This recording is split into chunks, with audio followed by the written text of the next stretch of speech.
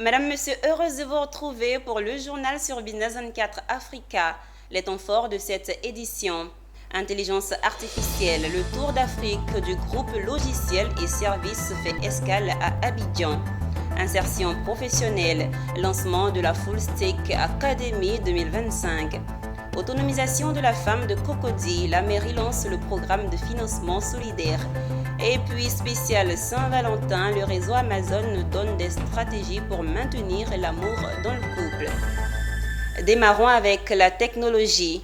Vous ne serez pas remplacé par l'intelligence artificielle, mais plutôt par quelqu'un qui maîtrise l'intelligence artificielle. C'est dit, et c'est le message du groupe logiciel et services qui constate une révolution technologique qui va tout chambouler. Tour d'Afrique, GLS, c'est le projet et l'étape de la Côte d'Ivoire s'est déroulée à Abidjan autour d'un afterwork devant Issa Badini et Doumbia Ayuba. C'est une soirée tech pour ne pas dire high-tech. Big Data, Cloud, IA, UDoc, ChatGPT, plus qu'un vocabulaire, ce sont là les traits caractéristiques de la révolution technologique en cours, sujet de cet afterwork sous le thème « Accélérer votre business grâce à l'IA », une idée du groupe logiciel et services. Il nous semble normal aujourd'hui de dire aux entreprises qu'il y a un tournant à prendre.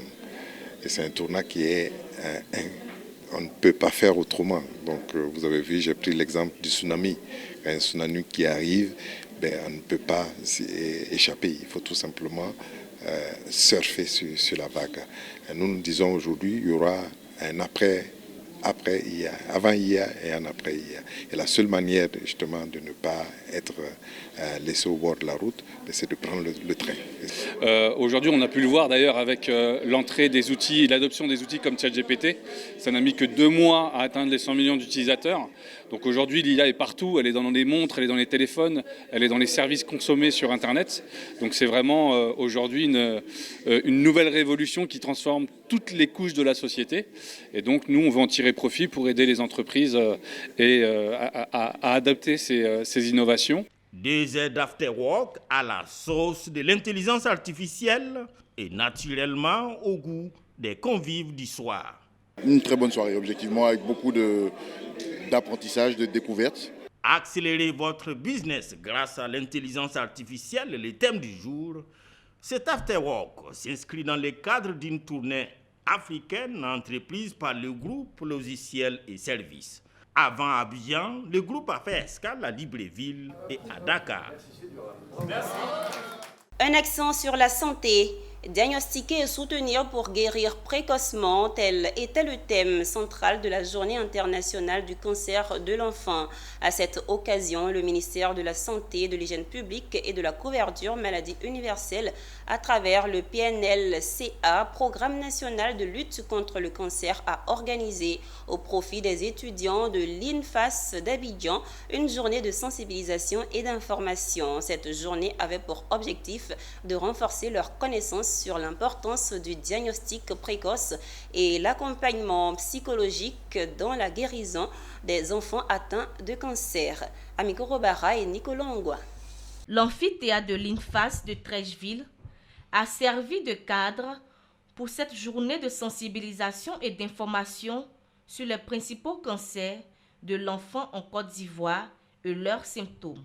Aux côtés des étudiants, les professionnels ont aussi pris part à cette journée. Objectif, promouvoir des actions de soutien pour une prise en charge rapide et efficace des enfants malades. Nous avons besoin de ces informations. Les étudiants en ont besoin. Nous, les enseignants, avons besoin pour qu'on puisse sensibiliser et la population et les étudiants. Ça fait partie de la formation continue des étudiants, puisque nous faisons aussi des encadrements. Nous aussi, on pouvait aussi donner des informations à nos collègues qui sont sur le terrain, qui encadrent nos étudiants. Au cours de cette rencontre, plusieurs spécialistes ont exposé sur les principaux types de cancers pédiatriques en Côte d'Ivoire et leurs symptômes. Ils ont notamment mis en lumière 5 formes de cancer touchant les enfants, le rétinoblastome, un cancer qui affecte les yeux. J'expliquais aux étudiants que le rétinoblastome était un cancer de la rétine. C'est quoi la rétine? C'est un tissu qui tapisse le fond de notre œil et qui nous permet de voir. Donc le rétinoblastome est un cancer qui va se développer aux dépens de cette structure.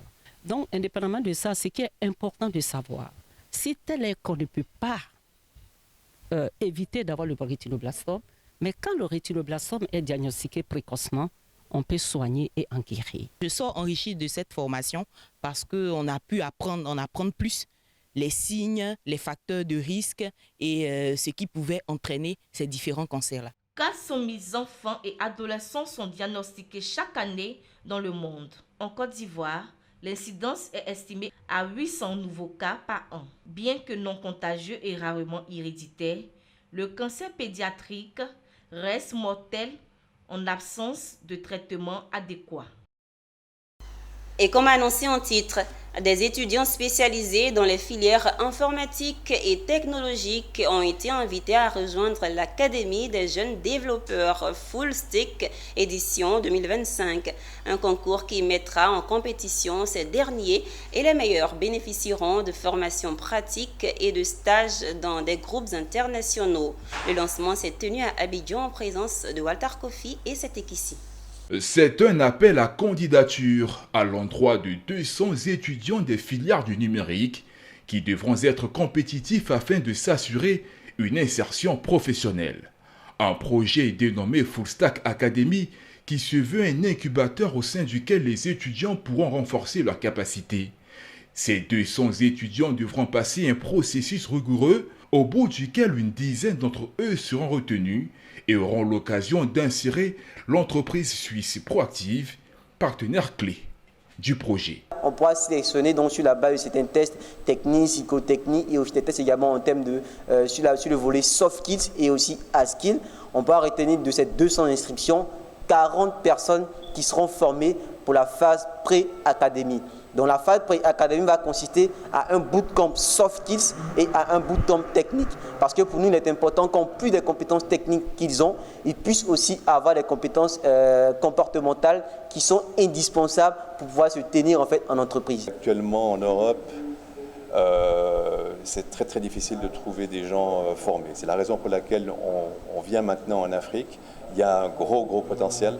Je pense que les jeunes sont ambitieux, ils ont envie d'apprendre et c'est ce qu'on leur offre à travers cette académie. La Full Stack Academy est une initiative du cabinet de formation Growing Consulting, dont l'intérêt à travers cette initiative est de créer un vivier de compétences capables de répondre aux besoins des entreprises. En fait, des modules qui manquent dans les formations dans les universités. Du coup, ces académies-là permettent de combler un peu cela, ces gaps-là, ce que le système classique n'arrive pas à générer. On essaie de le mettre en œuvre à notre petite échelle. C'est peut-être une goutte d'eau dans l'océan, mais c'est notre manière à nous de former des talents plus aptes à être insérés. Les inscriptions sont déjà disponibles et se termineront dans le mois de mars. Après les présélections, les étudiants retenus pourront participer à un bootcamp prévu dans le mois d'avril. Un regard sur les études à l'étranger. Dans le cadre de ces recrutements, le cabinet Aleph Consulting, spécialisé dans l'accompagnement des élèves, étudiants et professionnels candidats aux études supérieures en France, aux États-Unis et au Canada, organise en partenariat avec Galileo Global Education une journée d'admission au sein des écoles ESG et Business School du réseau Galileo Global le 26 avril 2025. Pour le lancement du concours, ils ont organisé une conférence au cours de laquelle le cabinet s'est appesanti sur son rôle d'accompagnateur des étudiants et des parents dans leurs projets d'études à l'étranger. Amiko Robara et Doumbia Ayouba nous en parlent. Le cabinet Aleph Consulting, spécialisé dans l'accompagnement des candidats aux études à l'étranger, notamment en France, aux États-Unis et au Canada, a organisé en partenariat avec le réseau Galileo Global Education de France une conférence de lancement en prélude à une journée d'admission prévue le 26 avril au Novotel Plateau à destination des écoles ESG et Business School. Aujourd'hui, faire des études à l'étranger et se faire accompagner par des cabinets tels que Aleph Consulting, c'est avoir l'assurance d'avoir la bonne information, d'avoir une orientation assez claire et assez objective, c'est avoir l'assurance de pouvoir faire des process consulaires en évitant les erreurs et surtout de se faire accompagner après même le visa pour pouvoir suivre l'enfant et mieux l'encadrer à sa réussite scolaire et l'insertion professionnelle. En toute franchise, avoir des diplômes étrangers, c'est un levier d'insertion, c'est un accélérateur de carrière et c'est une assurance d'éviter le chômage dans bien des cas. Donc j'invite les parents à nous consulter, à nous contacter pour échanger en vue de les aider à modéliser ce rêve et à le réussir. Lors de cette conférence, les organisateurs ont répondu aux préoccupations des parents, dont certains avaient déjà sollicité les services du cabinet. La démarche m'a été très bénéfique parce que ça n'a pas été stressant à cause de l'accompagnement de Aleph Consulting. J'ai eu moins de stress, surtout que si c'était moi ceux qui le faisaient. Mais avec leur aide, vraiment, le stress a été vraiment au bas niveau. Avec 9 ans d'expertise, Aleph Consulting, dirigé par Félix Congo, dit avoir accompagné plus de 1660 étudiants, dont 600 diplômés en France. Le cabinet donne rendez-vous aux candidats le 26 avril 2025 pour une journée de recrutement qui permettra la sélection de 100 futurs candidats. Intéressons-nous à l'autonomisation de la femme, un engagement de la mairie de Cocody. Le maire et son exécutif ont procédé lundi 17 février 2025 au lancement du programme de financement solidaire destiné aux femmes entrepreneurs et porteuses de projets. Ce programme va faciliter l'accès à un crédit à taux réduit auprès des banques et institutions financières partenaires. Pierre Tebeu et Setekissi nous présentent ce programme. La commune de Cocody veut résoudre la problématique de l'accès des femmes au financement à travers un ambitieux projet. Il s'agit d'un programme dénommé Programme de financement solidaire. Grâce à celui-ci, la mairie entend accompagner les femmes entrepreneurs porteuses de projets à accéder directement au financement. Dans la grande salle de mariage de la commune, elles sont venues par centaines pour se faire expliquer le programme. Qui peut postuler? Nos mamans, nos soeurs, nos filles. Il faut donc être femme, il faut avoir au moins 18 ans, il faut résider à Cocody et pouvoir le prouver. Il faut avoir un projet qui concerne des secteurs tels que l'agriculture, l'artisanat, le commerce, les services, ou bien des activités à impact social ou environnemental. La marraine et le maire se donnent les moyens de sortir la femme de Cocody de sa dépendance économique et appelle à la participation de toutes pour la réussite du projet. Donc nous mettons en place un certain nombre de mécanismes, un certain nombre d'outils afin de permettre que ce projet soit une réussite et que Cocody devienne, pourquoi pas, un modèle pour non seulement pour les générations futures, mais pour les autres communes. Il faut que nos mamans soient autonomes et qu'elles puissent se réaliser dans leurs différents projets.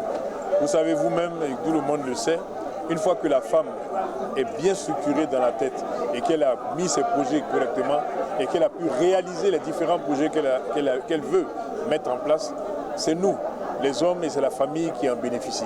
La présélection à ce programme Financement solidaire a débuté ce mardi 18 février 2025. La prochaine étape prévoit la sensibilisation des femmes.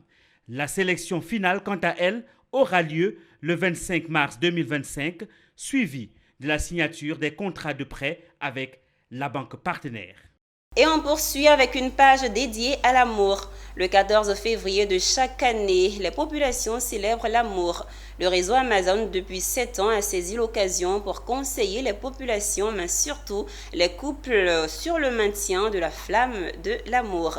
Dans marquant cette 7e édition, des couples à bord de l'implosion se sont remis et d'autres célibataires ont trouvé l'amour. Retour sur les temps forts de cette célébration avec Mon Désir Nascimento.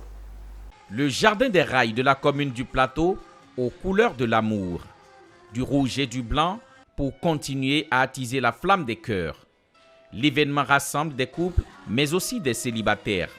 Il se veut une 7e édition dénommée spéciale Saint-Valentin. Initié par le réseau Amazon International, un réseau de marketing relationnel partenaire de Forever Living Product, cette activité a le mérite de raffermir les relations des couples.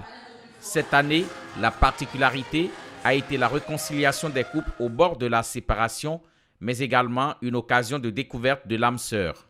La présidente fondatrice du réseau Amazon International, Anani Mélanie Amauzo, a profité pour partager les secrets avec les couples.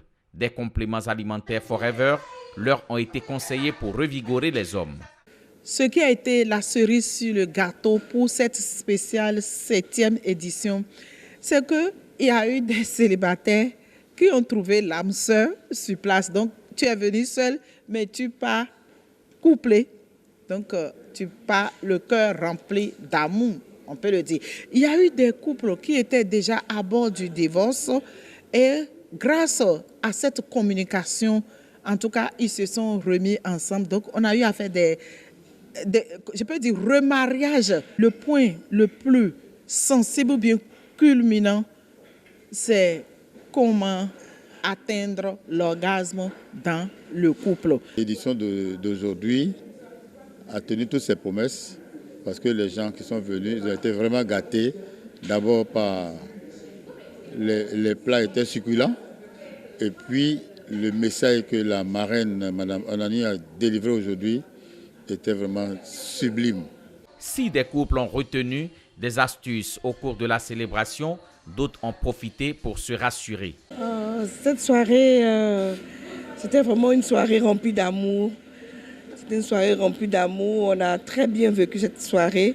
On a appris beaucoup d'astuces pour mieux s'aimer. Voilà, j'ai retenu les positions. Parce que j'ai vu notre position. J'ai vu d'autres positions encore que je dois ajouter. Vraiment. En gros, c'est une fête vraiment extraordinaire. C'était vraiment exceptionnel.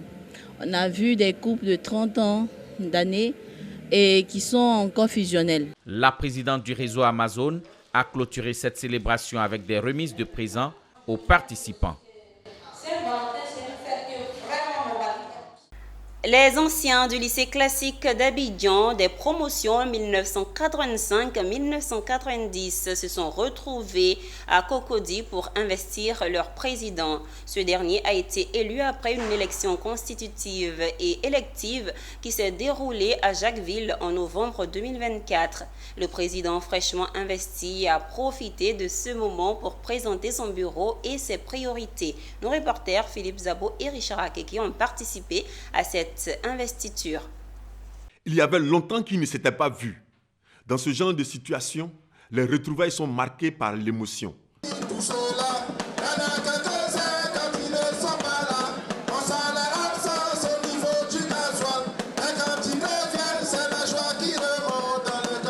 Eux, tous de blanc vêtus, ce sont les anciens du lycée classique d'Abidjan des promotions 1985-1990.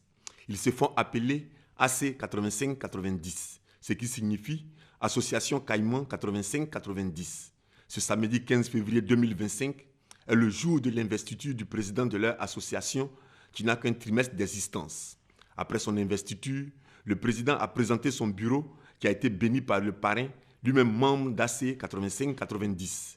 Après la cérémonie, le nouveau président et le parrain ont bien voulu définir leurs priorités.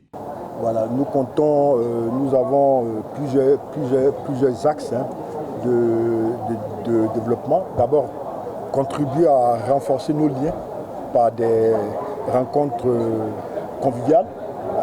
Vous savez,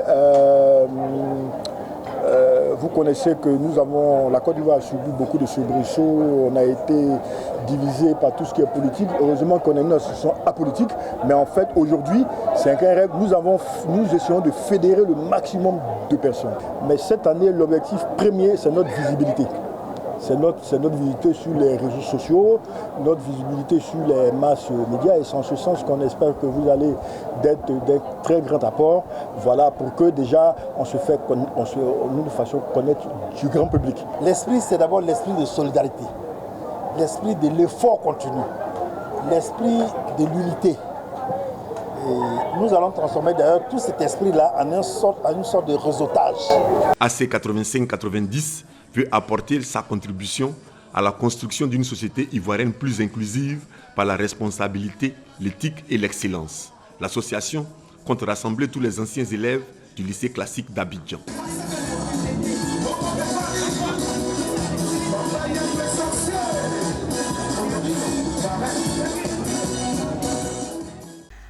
Nous vous emmenons à présent à Alakro, un village de la sous-préfecture de Noé où les habitants ont exprimé leur profonde reconnaissance envers le président de la République Alassane Ouattara pour les progrès notables réalisés ces dernières années. Sous la conduite du docteur Eugène Akaouele, président du conseil régional du Sud Comoé, la population a célébré les réalisations qui ont transformé leur quotidien, allant des infrastructures de santé et scolaires à l'amélioration des voies de communication. Le président du conseil régional du Sud Comoé, Dr Eugène Akaouele, accueilli dans une ambiance de liesse populaire à Alakro, village de la sous-préfecture de Noé.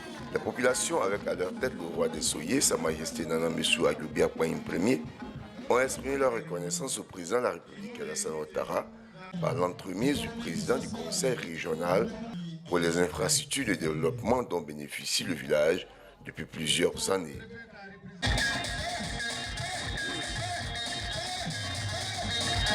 En fait, c'est la population qui est demandeur de cette cérémonie. Et la jeunesse aussi a compris l'engagement du président de la République pour la région du Sud Comoé. Et donc, le peu qu'ils ont, qui est leur voix, et c'est cette reconnaissance-là qui vient de réapprouver à leur leader qui est le président du conseil régional. Aujourd'hui, le Soché se retrouve ici pour honorer le président Akaouele, en même temps pour honorer le président de la République, son Excellence, M. Alassane Ouattara, pour tout ce qu'ils font pour le peuple Soché. Message bien reçu par le docteur Eugène Akaouele, pour qui les populations d'Alakro ont tout à fait raison de célébrer le président de la République, dont la politique de développement a véritablement transformé la Côte d'Ivoire. Il nous a rendu énormément de services. Ça va en peu de temps, puisque nous n'avons pas eu 20 ans, 30 ans, 40 avant, on l'a eu sur le président Alassane Ouattara. Nous devons lui être reconnaissants. Parmi les réalisations notables à Alakro figurent un centre de santé équipé, la réhabilitation et la construction de nouvelles classes dans l'école primaire grâce au soutien du conseil régional du Sud Comoé, ainsi que le bitumage de la route Noé-Tiapoum, facilitant les déplacements vers le chef-lieu de préfecture. À Farkesedougou, la société d'exploitation cotonnière Olam, en collaboration avec le FDFP, a organisé la cérémonie de clôture de la deuxième édition du projet d'apprentissage. L'objectif est d'améliorer l'employabilité des jeunes à travers une formation par apprentissage dans divers métiers, leur offrant ainsi des compétences pratiques et adaptées aux besoins du marché et en facilitant leur insertion professionnelle. Le projet est financé par le FDFP à hauteur de plus de 46 millions de francs CFA. Le récit de Daouda Ouattara.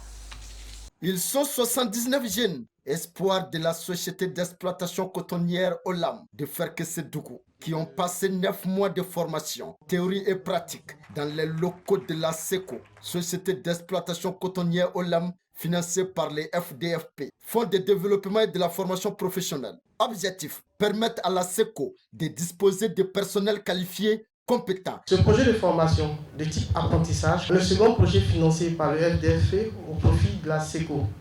Et il a concerné 79 jeunes, comme je l'ai dit, et permettra à SECO de disposer de personnel qualifié, compétent et immédiatement opérationnel en vue d'accroître sa productivité et sa compétitivité. De contribuer au programme national défini par le gouvernement qui vise à faire de l'employabilité et de l'insertion une priorité pour notre jeunesse. Olam Agri, à travers sa filiale SECO, se positionne donc comme un partenaire de choix pour le gouvernement en ouvrant ses portes grandement et aux apprentis et aux stagiaires, mais aussi en concrétisant son ambition par des emplois progressifs en vue de leur insertion.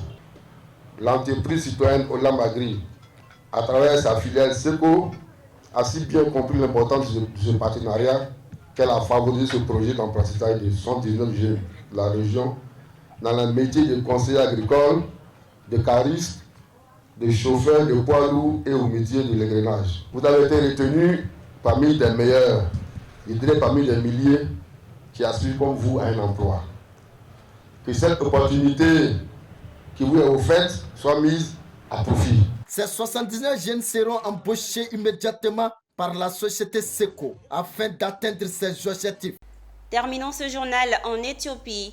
La société britannique de capital investissement Asset Green a signé un accord avec l'Ethiopian Investment Holding et l'Ethiopian Agricultural Business Corporation. Ce partenariat tripartite a pour objectif la réalisation conjointe d'un projet intégré de production laitière et de culture commerciale dans le pays pour un investissement de 600 millions de dollars.